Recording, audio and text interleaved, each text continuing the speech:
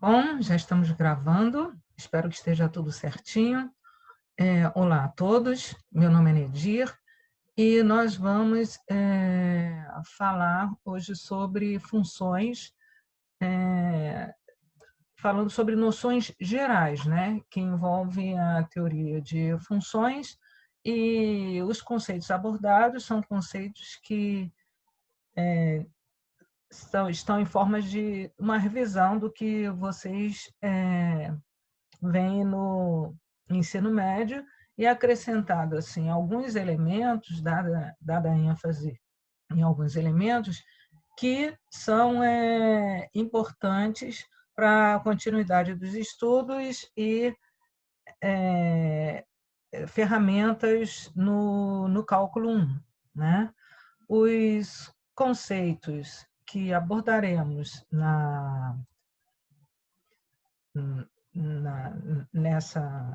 nesse papo, né, aqui sobre funções, eles estão divididos em duas partes. Nós preparamos, serão duas aulas, né? Na primeira parte, abordamos o conceito de função, representações, nomenclatura, identificação do plano cartesiano, né? Um teste de retas verticais, um teste para começar a ter maturidade gráfica, né?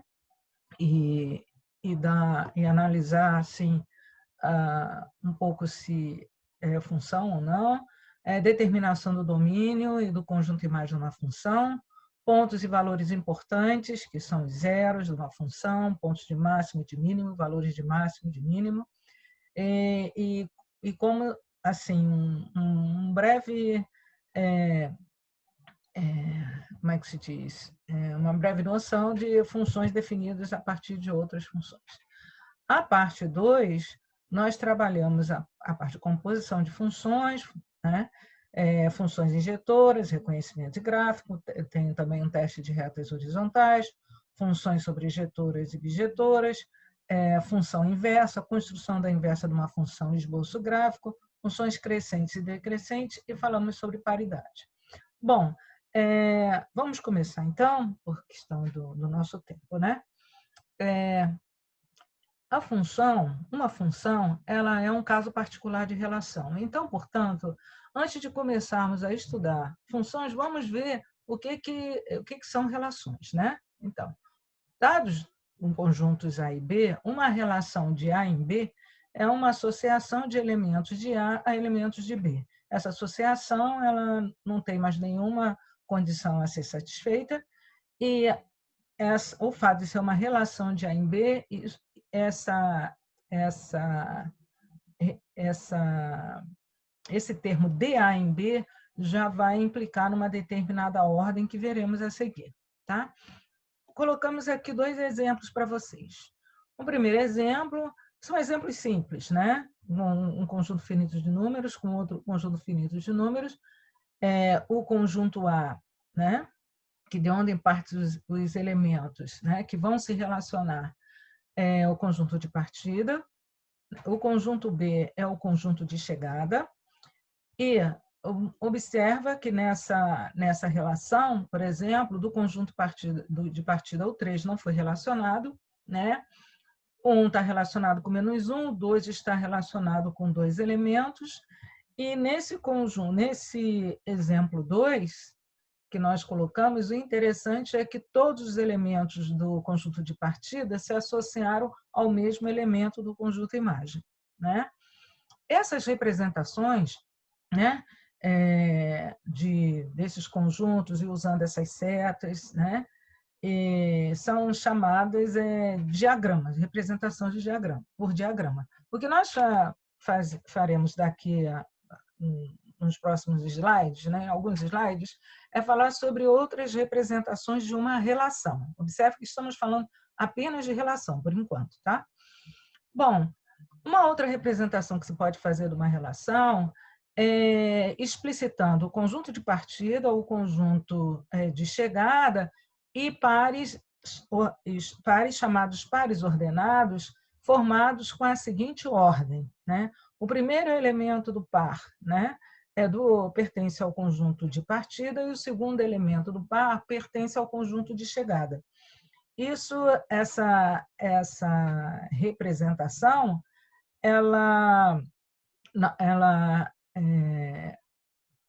é uma representação que vamos usar bastante, né? No futuro, usaremos esse tipo de representação utilizando pares ordenados, só que com mais alguns elementos que veremos a seguir. E simplesmente vamos olhar nesses exemplos como é que ficam essas representações, né? Explicitamos o conjunto de partida, o conjunto de chegada, e aí temos os pares relacionados, dos elementos relacionados, né?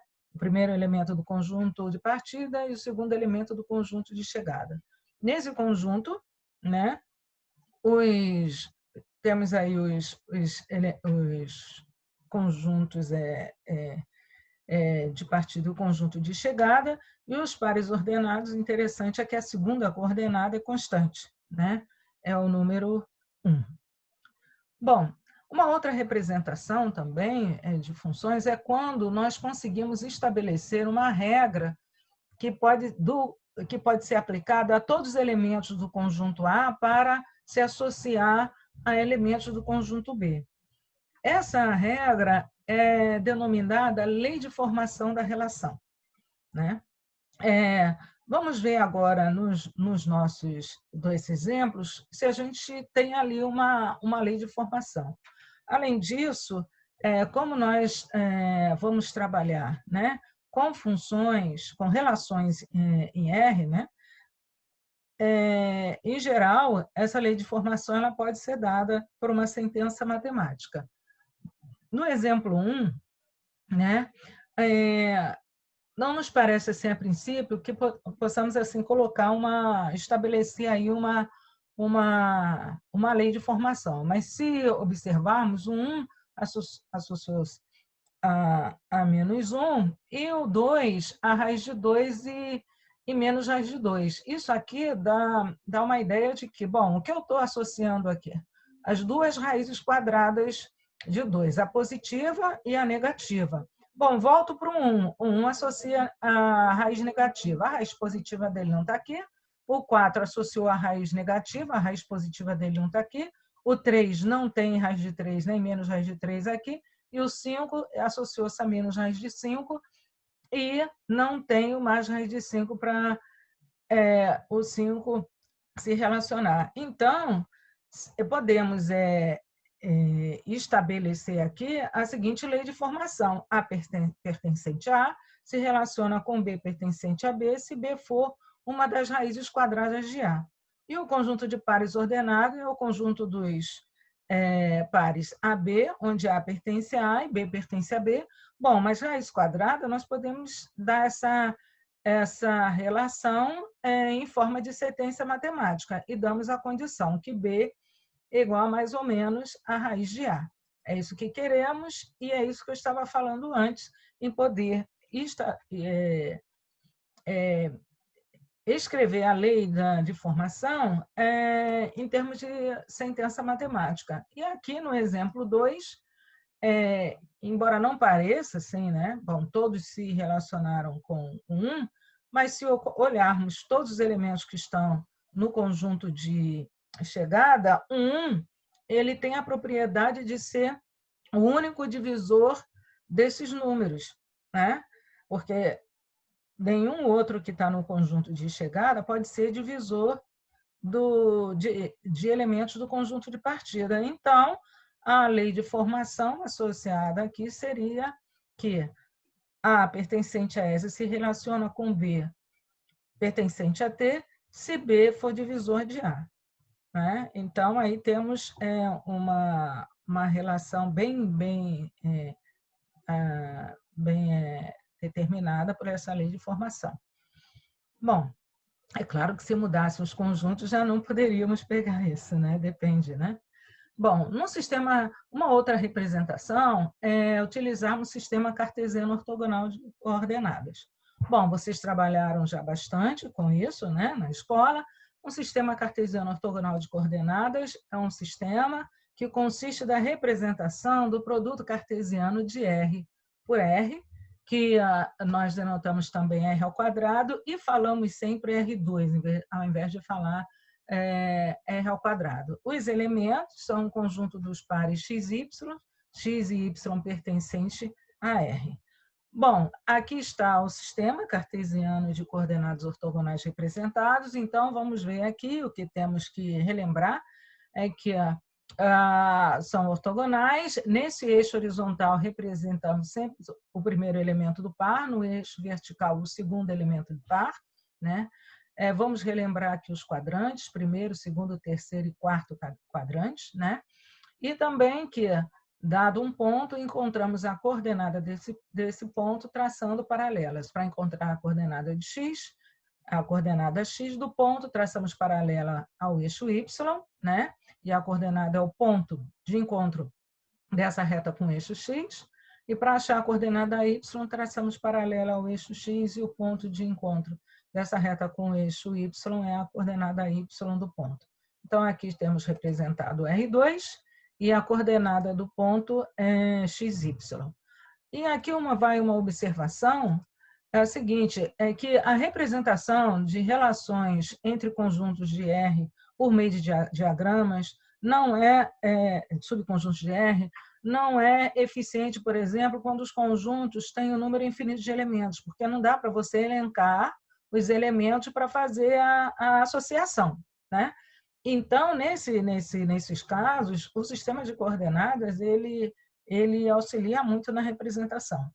Antes de irmos até a função, vamos falar um pouquinho dessa representação no sistema cartesiano de coordenadas, né? Vamos tomar dois conjuntos que aparecem muito. Então, tomamos P0, né, um ponto do plano, nesse sistema de coordenadas, expresso nesse sistema de coordenadas, com coordenadas x0 e y0, e mn retas passando por P0, sendo perpendiculares ao eixo OX e m perpendicular ao eixo OX e n perpendicular ao eixo OY, né? Bom, vamos observar o seguinte.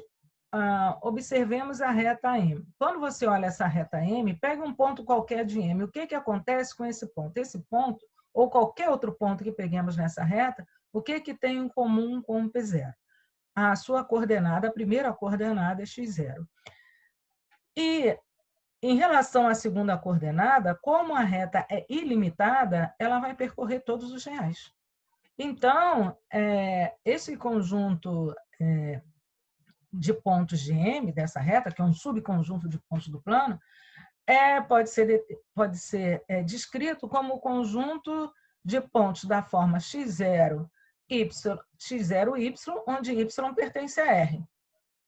Tudo bem, beleza. Mas, além disso, se nós olharmos isso aqui, o que tem de característica nesse conjunto de pontos? Que y é qualquer e a única condição que temos é sobre a primeira coordenada que tem que ser x0. Então, então M pode ser dada pela equação x igual a x0.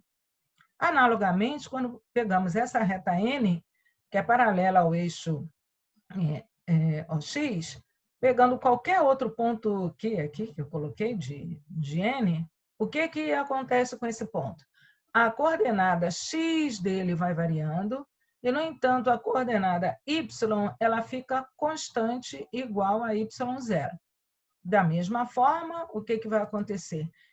N vai ser o conjunto dos pontos x, y0, onde x pertence a R, né?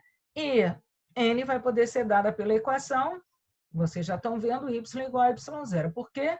Porque não é imposta nenhuma condição a y. Toda vez que temos uma equação no plano, qualquer tipo de equação do plano, né, que é uma equação que representa pontos x e y do plano e que não aparece uma determinada coordenada, significa que a outra é qualquer. Não se impõe nenhuma condição a essa outra. Então, aqui, x igual a x0, y é qualquer, y igual a y0, x é qualquer. Ok? Ainda falando sobre a representação de funções, né? Ainda a representação de relações, Vamos olhar esse exemplo 3, que ele tem a ver um pouco com o nosso exemplo 2. Vamos pegar a relação de A em B, A um intervalo menos 4 e 5, e B, o conjunto dos reais, né? E a relação dada pelo conjunto de pares AB, onde A pertence a A, B pertence a B, e B é igual a 1. Ou seja, né, essa relação é dada pelos pares A1, onde A pertence a A. Bom, é claro que não vamos poder representar essa relação por diagramas, porque não dá para elencar os elementos do intervalo menos 4, 5. Então, nesse sentido, você saber o comportamento, como você compreender o sistema cartesiano de coordenadas ortogonais é importantíssimo. E o que fazemos? Olha, o intervalo menos 4 e 5 nós já sabemos. Aqui está o intervalo menos 4 e 5, e sabemos também que nesse eixo horizontal estão todos os elementos do conjunto de partida. Então, pegamos aqui o intervalo menos 4 e 5, está aqui, e a todos esses elementos associamos o quê? A coordenada 1. Então, todos esses pontos da relação estão representados nesse segmento, né, horizontal azul, ok? Bom, agora vamos ao conceito de função. Então, comentamos bastante sobre relação e vamos ao conceito de função, né? Como vimos, função é um caso particular de relação. Definição. Dados conjuntos A e B, uma função de A em B é uma relação de A em B com a seguinte propriedade. Cada elemento do conjunto de partida se relaciona com o único elemento do conjunto de chegada. Essa frase define a função e eu vou simplesmente chamar a atenção do cuidado que se tem que ter ao ler essa sentença.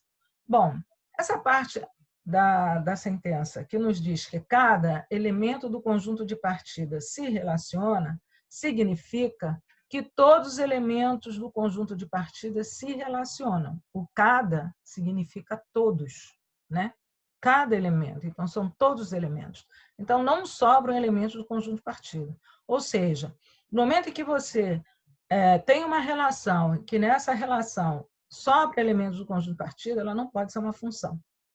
Bom, e a outra parte, né, de que se relaciona com o único elemento do conjunto de chegada, está bem claro que se você tem um elemento do conjunto de partida, ele não pode estar relacionado com 2 ou mais elementos do conjunto de chegada. Isso, em termos de pares ordenados, significa que se A é um elemento de A, no caso, o nosso conjunto de partida é A, então ele aparece em apenas um par ordenado da relação. Ele não pode aparecer em 2, tá certo? Bom, aproveito também para falar um pouco sobre a nomenclatura, né? Numa função, alguns conjuntos recebem nomes especiais. O conjunto de partida ele passa a se chamar domínio da função, né? O domínio da função é o conjunto de partida, no caso, o conjunto A. O contradomínio da função é o conjunto de chegada, no caso, o B. E a imagem da função, que é um novo termo, é um novo conjunto que aparece, não só termo, mas um novo conjunto também, é o subconjunto do contradomínio formado pelos elementos que estão relacionados com o domínio. Ok? Bom, vamos pegar os exemplos que nós vimos, aqueles 2 exemplos, e vamos verificar se são funções ou não. É claro que vocês já estão com a ideia do que não é, né?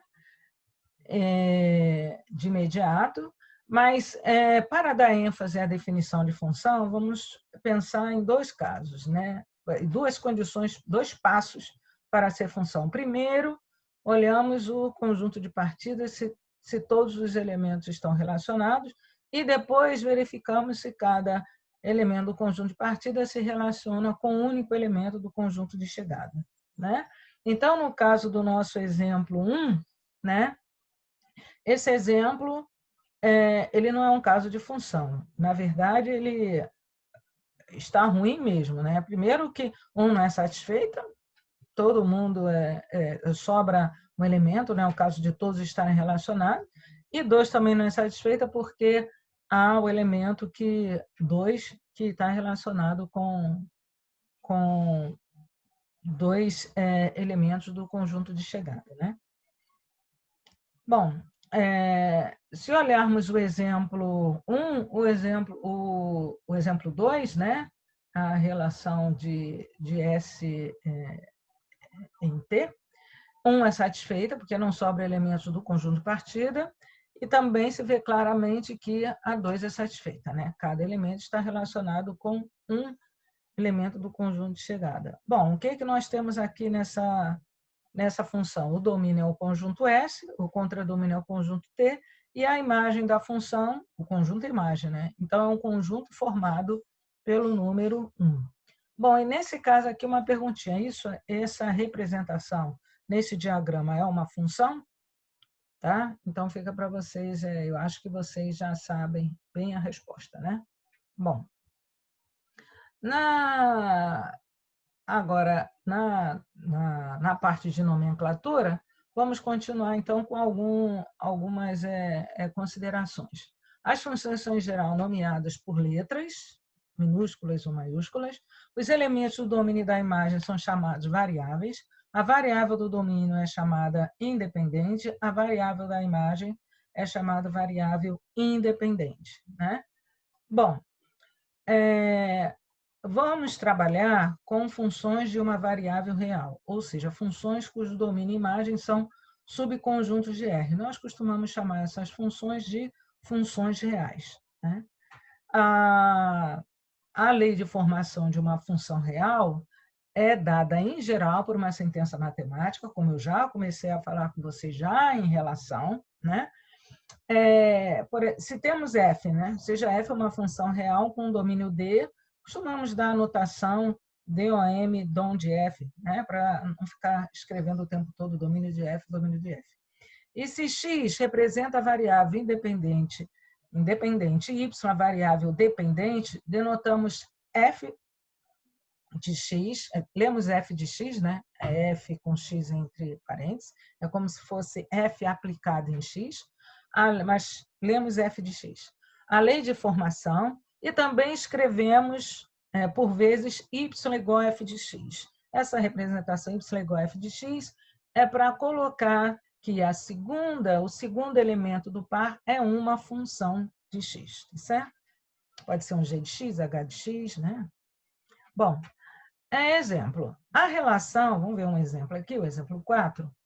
A relação f de x igual a menos raiz de x, com x pertencente a zero mais infinito, ou y igual a menos raiz de x, com x pertencente a zero mais infinito, ela é uma função, porque, claro, né? Claramente, né? Menos raiz de zero é zero, e para todo x maior que zero, existe uma única raiz quadrada negativa, não é? Então, ela é uma função. Cada elemento do domínio associa-se a um único elemento do conjunto de chegada. No entanto, a relação g de x igual a menos raiz de x, com x pertencente a R, não é uma função, pois não existe raiz de número negativo no campo real. É muito importante o que eu estou colocando aqui no seguinte sentido. Você tem uma lei de formação, como estou assinalando aqui, e tem o conjunto de partida. Nós já sabemos que são funções reais, o conjunto de chegada é o conjunto reais, mas aqui, quando nós colocamos isso, o que está acontecendo? Você não vai ter todos os elementos relacionados. O que, em geral, quando se trabalha depois de um tempo, né, com funções, se coloca a lei de formação e, assim, considere o domínio maior possível, né? Muitos casos já admite, considera a função tal, o domínio maior possível, né? Você já sabe o conjunto, que é um subconjunto de R, porque é uma função, né, aplicada em valores reais, e aí é um hábito depois, mas antes você tem que trabalhar bastante, né? Aprendendo um pouco como determinar domínio, etc. O que vamos ver também um pouco a seguir. E agora vou dar alguns exemplos de funções do cotidiano, né? Bom, exemplo 5, que se faz muito, né? Se for possível deslocar-se de uma cidade A para uma cidade B numa velocidade constante de 80 km por hora e T representa o tempo de horas contados a partir de A, então o espaço percorrido passado as T horas é dado pela função f de t igual a 80 t quilômetros. Não é isso? Exemplo muito conhecido, né? Sempre fazemos isso quando viajamos, né? E etc. Né? Pelo grande Rio de Janeiro ou para outros lugares. As funções do tipo f de x igual a x2 mais bx mais c, com a menor que zero, entre outros fenômenos, estão relacionadas com movimentos de lançamento de projéteis. Essas funções, desculpem, aqui estava faltando o S aqui, né? Então, é só para eu anotar aqui, que teve esse erro, essas funções, né? Estão relacionadas com o movimento e essas funções pertencem ao grupo de funções quadráticas, que vocês já conhecem essas funções que faz parte da escola, né? Já do ensino fundamental, da educação básica, do ensino médio, e um pouquinho no fundamental. As funções do tipo f de x igual seno de x e g de x igual a cosseno de x, que vocês também já conhecem um pouco, e combinações dessas são utilizadas para exprimir ondas sonoras, entre outros fenômenos. Essas funções pertencem ao grupo de funções trigonométricas, que também faremos uma revisão. No exemplo 8, eu coloco aqui o desenho que estava no início lá da aula, que é exatamente a coisa mais natural que fazemos, que é observar as coisas, né? Então, por exemplo, se você observa, né? Se você vê a relação entre o tempo que você está, o tempo que você está observando é a altura de uma árvore, né? Desde seu nascimento, isto é uma função, porque a cada instante há uma única medida associada. E desde o momento que você começa a observar a medir, e para cada instante você vai ter uma resposta, certo? Bom, e agora vamos começar a amadurecer um pouco a questão gráfica, né? Como é que a gente reconhece se uma representação num sistema, né, cartesiano de coordenadas, né, é uma função? Então, vamos pensar. Seja f uma função de d constante dr em R. O gráfico de f, né, é descrito como um conjunto, é o conjunto dos x, f de x, tal que x pertence a d. Tudo bem. Tá. Bom, mas o que a gente sabe? Como é que é a situação desses pares ordenados que estão aí? Bom, se eu tenho um x1, ele só pode aparecer uma vez. Ele não pode aparecer com um y1 e um y2. Mas o que acontece? Qual é a característica de um ponto de pontos que têm a mesma coordenada x? Pontos que têm uma mesma coordenada, por exemplo, se eu fixo x1, são pontos em que estão numa reta vertical. Não é isso? Então, em uma função, né, ela não pode ter duas interseções com retas verticais, eu digo retas paralelas ao eixo OY, tá certo? Então, por exemplo, essa linha aí pode ser uma função, né? Bom, essa figura aí ao lado. Então, primeiro vamos ver o seguinte: se a gente está pensando em função, então vamos ver de onde para onde, né? Então, nós estamos pensando como uma função de menos 5, ou do intervalo menos 6, 5 em R. Então, está aqui o intervalo menos 6, né? 5, né? Tá, então, menos 6, 5. Então, tem que estar todos esses caras aqui, entre menos 6 e 5, tem que estar relacionados. Então, o que eu faço? Vou fazer retas verticais, para ver se eu encontro o quê? Se eu encontro um ponto dessa linha. Se eu encontro um ponto dessa linha, eu vou encontrar o que desse ponto? Todo ponto ele tem duas coordenadas. Vou encontrar a coordenada y.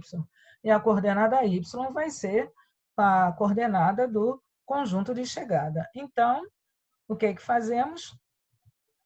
Traçamos, esse é o teste das retas verticais, e aí traçamos as retas verticais aqui, gente, é só esboço. Nós não podemos traçar todas as retas verticais, né?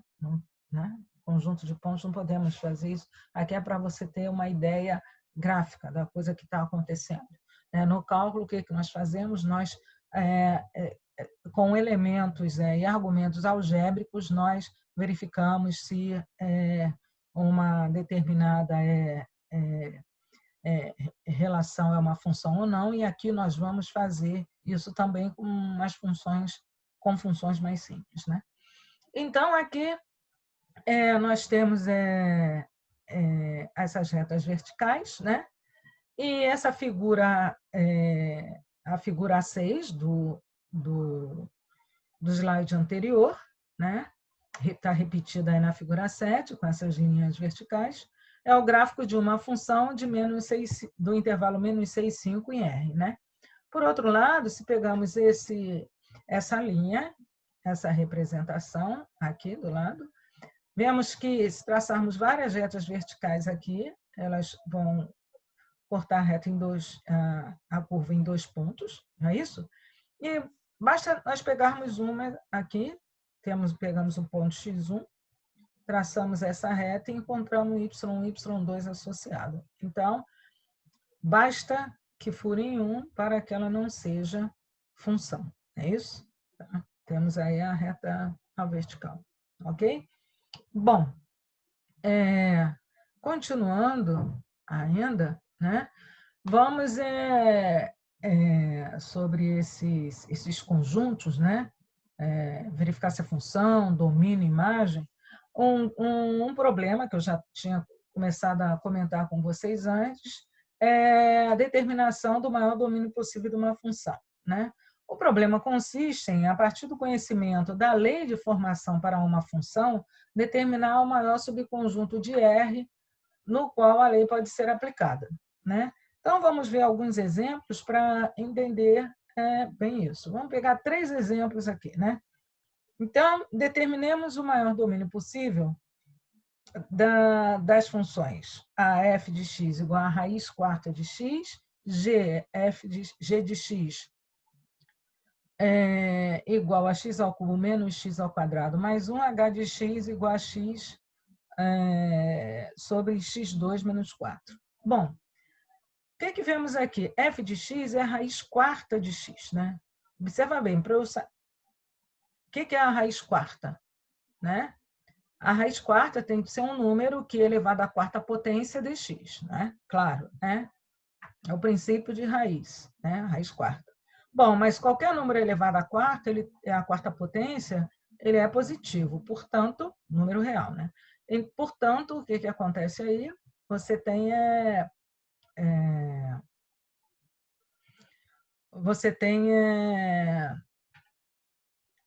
que x tem que ser maior ou igual a zero, né?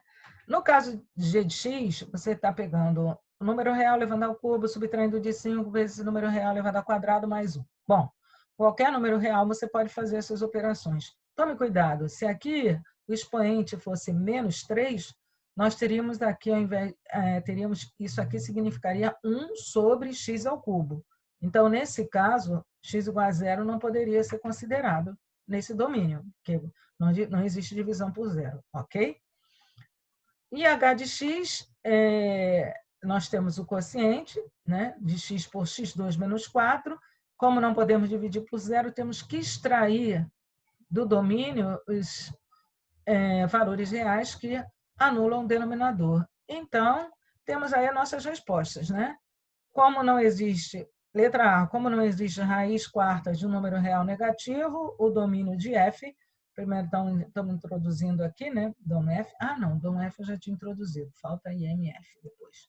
A preposição, a potenciação com expoente inteiro positivo pode ser realizada com qualquer número real. Olha que eu coloquei aqui, expoente inteiro positivo. Logo, o domínio de G é R. Letra C, como a divisão por zero não existe, devemos excluir os valores que anulam o denominador. Resolvemos a equação, x2 menos 4 igual a zero, né? x2x é igual a mais ou menos 2, então o domínio de H é igual aos reais, tirando 2 e menos 2, ok? Bom, agora vamos à identificação do conjunto imagem de uma função no sistema de coordenadas, né? Então, o que nós temos que ver na imagem? Temos que ver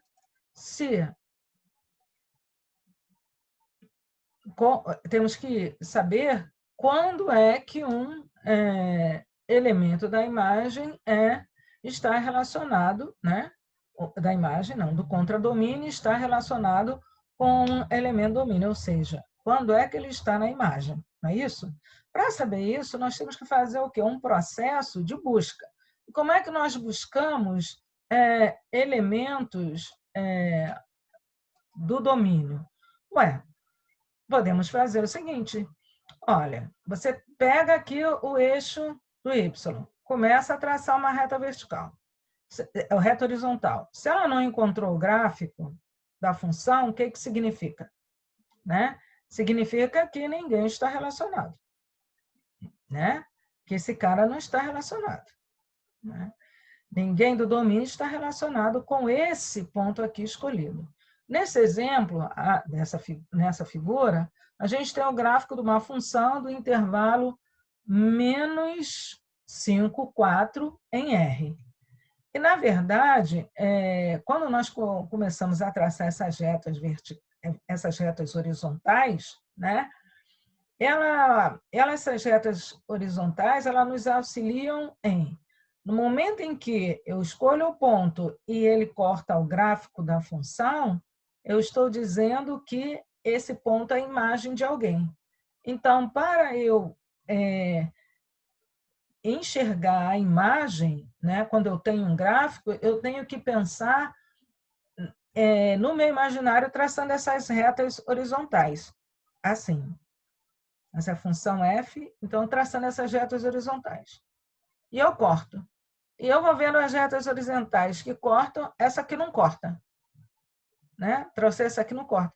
Mas aqui, ó, de y1 para baixo, vai cortando, até o y2. O y1 é a imagem de x1 e o y2 é a imagem de x2. Então, de x2 a y2, tá? Nesse intervalo, todos esses elementos aqui estão na imagem da função. Então, daí eu saco qual é a imagem, né? Então, observe que as retas horizontais, de menos 7 até 6, cortam o gráfico de f, mostrando que todos os valores do contradomínio entre menos 7, de menos 7, né, até 6 estão relacionados. Logo, a imagem de f, que agora tem a notação, né, IMF, que ainda não tinha utilizado, o intervalo fechado menos 7, 6. Ok? Bom, vamos ver uma outra aqui também, que é a função ao lado, essa aqui também, né?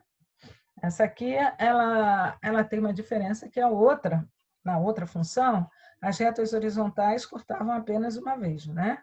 O gráfico. E nessa aqui, as retas horizontais, que eu vou colocando, vão cortar mais vezes o gráfico. Eu tenho aqui, novamente, aqui de x1, eu não sei a coordenada x1, mas em cima aqui nessa função, ela foi colocada aqui para ser 6, tá? Foi colocado esse ponto aqui para ficar mais fácil de ver, 6, e aqui menos 4. Então, aqui é o ponto, o x é igual, aqui está o domínio, né, da função, é menos 5, 6, no eixo do x, né? A imagem de 5 a imagem de 5 não preciso saber para como limitador, porque eu vou mais acima que isso, né? Olha só, nós vamos até o 6. Então, começa a cortar, e a minha imagem ela está varrendo desse ponto aqui, da coordenada y2, que eu não coloquei aqui, aí coloca a coordenada y2, até a coordenada y1. Mesma coisa que aconteceu no outro. Então, as retas horizontais de y2, né, igual a menos 4 até o y1 igual a 6, né? Elas cortam o gráfico de f, a imagem de f é um intervalo fechado menos 4, 6. Ok? Bom. Para análise do comportamento, né, de funções, alguns pontos são importantes e têm destaque, comentamos a seguir. Que pontos são esses? Por exemplo, os zeros da função, né? Os zeros da função são os valores do domínio para os quais a imagem é zero. Um exemplo simples é você pegar uma função, essa função quadrática, f de x igual a x2 menos 5x mais 4, né? F de x igual a zero, né? É só encontrar os zeros dessa equação e encontramos para zero x igual a 1, x igual a 4. Os zeros de f são x igual a 1 igual a 4. E os pontos do gráfico, né, para os quais x1 igual a 1 e x2 igual a 4, nós temos os pontos 1, 0 e 4, 0. São pontos que intersectam o eixo OX, né? Porque no eixo OX o y é zero. Pegamos agora a função g de x igual a x sobre x2 menos 7x com o domínio maior possível. Tá certo? Tá? Essa função, a função com o domínio maior possível, essa função não possui zeros. Observe que x igual a zero anula tanto o numerador quanto o denominador. Tá? Então, ele não pode pertencer ao domínio, porque ele anula o denominador. E, de fato, o domínio dessa função g é os reais menos o zero e o 7 também, que o 7 anula o denominador. É só resolver, né? x2 menos 7x igual a zero, coloca o x em evidência, vai ficar x que multiplica x menos 7 igual a zero, então os zeros são x igual a zero e x igual a 7. Outros elementos importantes são ponto de máximo. Os pontos de máximo são pontos de domínio para os quais a imagem da função atinge o maior valor possível. Nem toda a função possui ponto de máximo. Ponto de máximo. O valor máximo é o maior valor atingido na imagem, ou seja, a imagem dos pontos de máximo. Nem toda função possui valor máximo. Vamos ver aqui um exemplinho, né? Pega a função f de x igual a 2x, x pertencente a R. Essa função não possui ponto de máximo e nem valor máximo, claro. Pois à medida que aumentamos o valor de x, o valor de f de x aumenta ilimitadamente. Então, não tem o máximo. Não tem um ponto em que dá máximo. Suponha que tenha, você pega um ponto, aí suponha que ele é o máximo, mas quando você vai mais adiante, como você duplica, vai ser maior que o segundo. Então, não tem a ponto de máximo, ok?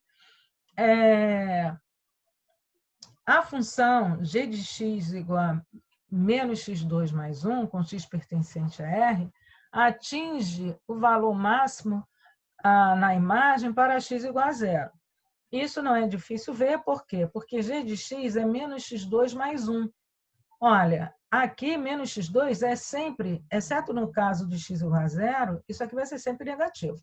Então, ou isso aqui, ou o g de x dá 1, ou dá um valor menor que 1. Então, ela tem o máximo para x igual a zero, que quando x é igual a 1 na imagem, pois os outros valores, para os outros valores de x, a imagem é menor que 1, é claro, né? Então, x igual a zero é o ponto de máximo, e o valor máximo atingido por g é 1, que é o g de zero. Desculpa. Pontos de mínimo. São os pontos do domínio para os quais a imagem atinge o menor valor possível. Nem toda função possui pontos de mínimo. Mesma coisa que acontece no caso de máximo, né? Valor mínimo é o menor valor atingido na imagem, ou seja, é a imagem dos pontos de mínimo. Nem toda função possui ponto de mínimo. As funções do exemplo 14 e 15 não possuem ponto mínimo, não possuem pontos, né, de mínimo e nem valor mínimo, ok? Isso aí vocês podem analisar utilizando os argumentos que eu coloquei para a questão do máximo, né? Na primeira, o mesmo argumento pode ser usado para mínimo, e na segunda, como você está fazendo menos x2 ao quadrado, né, ela vai para ela vai para valor tão negativo quanto você queira na imagem, certo? Pegou um x, dá um valor negativo, você pode dar outro x ainda para dar um valor abaixo daquele, certo? Sempre pode ir mais abaixo. Então, não tem mínimo. E agora vamos ver os pontos importantes nessas funções aqui, né? Que nós tínhamos mostrado ali. Vamos ver aqui, nessa função aqui, né? O x igual a... Aqui já mostramos que esse ponto aqui vai ser o zero. Por exemplo, aqui uma coordenada a zero. Esse aqui é um zero da função, ou seja, né?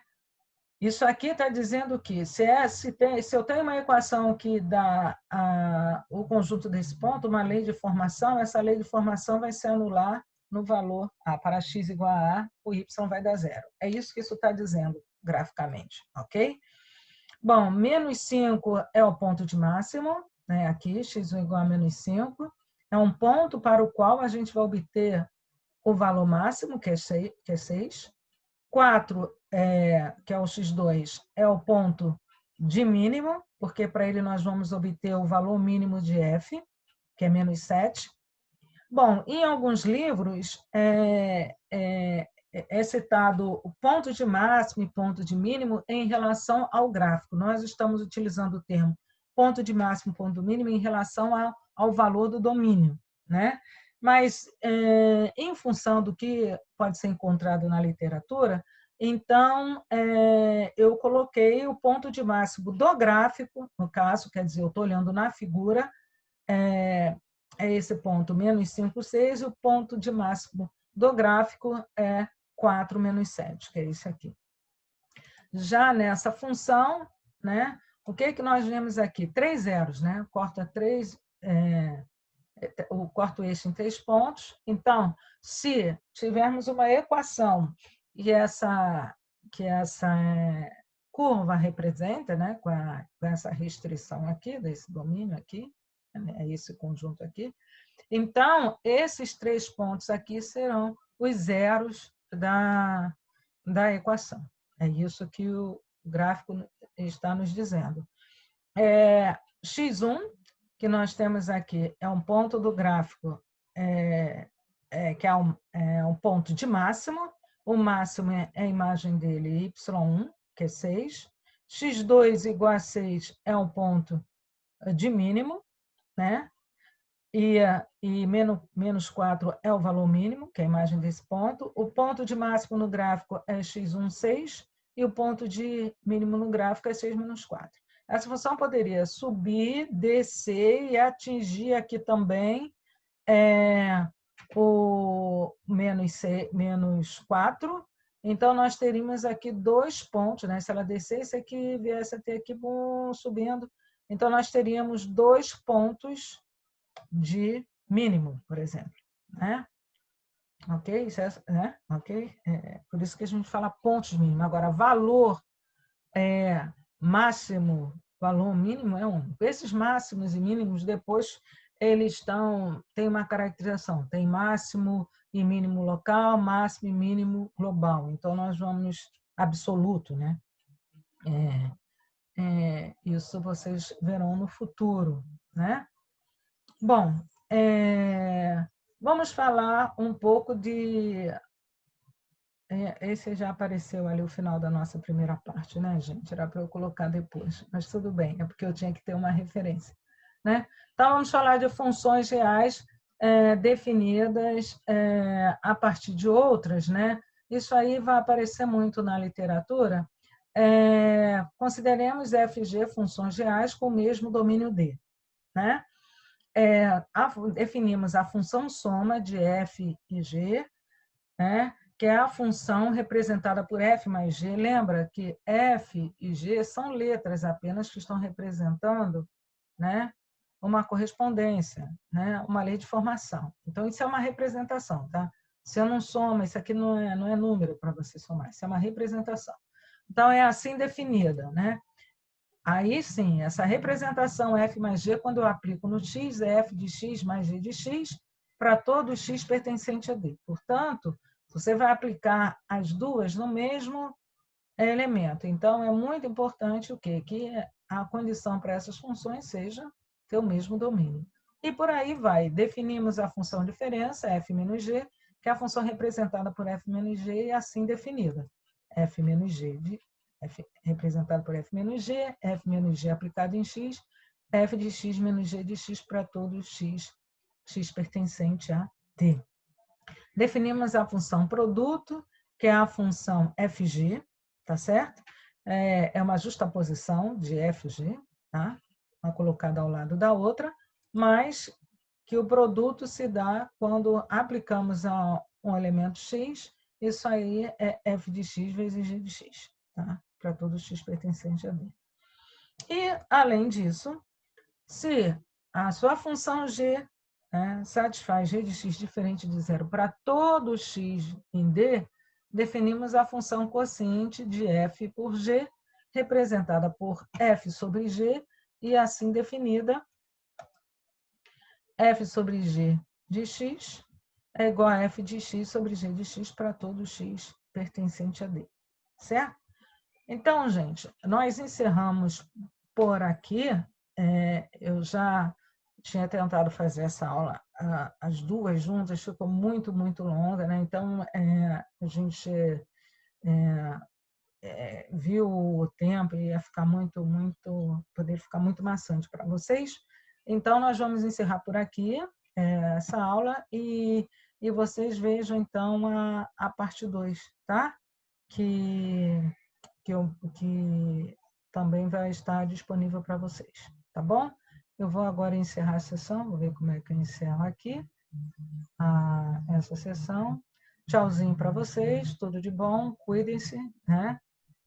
Não facilitem com ouvidos, ok? E estudem um pouco, tá? Tchau para vocês, tá? Bom estudo.